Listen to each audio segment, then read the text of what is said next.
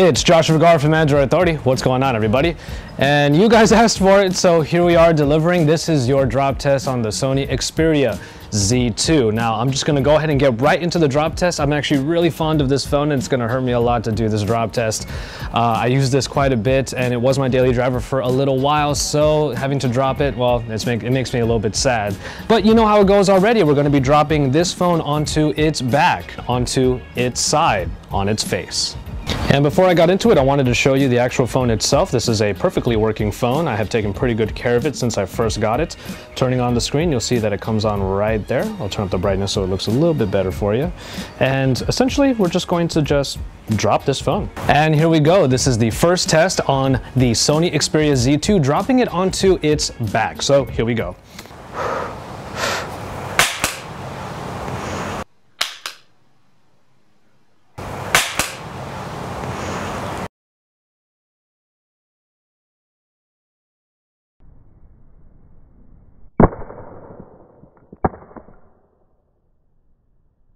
So there you go. Aside from the flaps coming off, we really don't have much structural damage to the phone at all, if any. I really don't see anything here. There is one scuff right here from where it bounced, another one over here, and a little bit of a feel down here of just a small scratch, but really nothing that you can actually truly tell is actually there.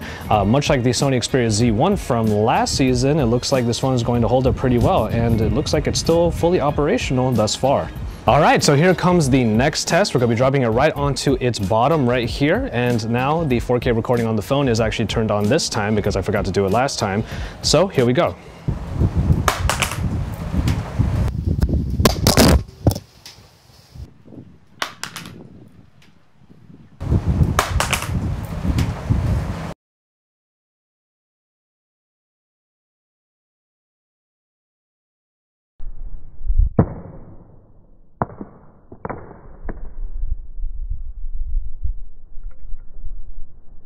All right, well, again, structurally, it looks like things still look pretty good. You'll see a little bit of a scuff right here on the bottom, right where it landed, and it did bounce around a little bit, so you got another scuff over here on the side, and it looks like everything still looks pretty nice, but there's one thing that did happen, and it happened to the screen. I have the camera on right now, so I can really illustrate for you, and it's down here on the bottom, as you can see already.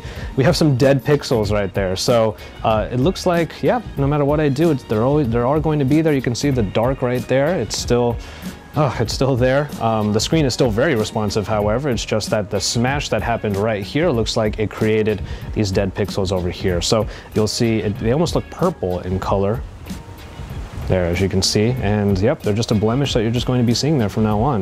If I kind of press down there, everything still works just fine there, which is really nice.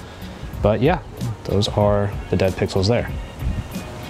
Well, here comes the moment of truth. The final one, dropping it right onto its screen. I'll just turn on the camera of the Xperia Z2 so you can see that perspective. And it's recording, so let's go. All right, just a slight sidestep and coming in from right here, all right. Oof, nice flat drop. Oof, nice flat drop. Oof, nice flat drop. Oof, nice flat drop.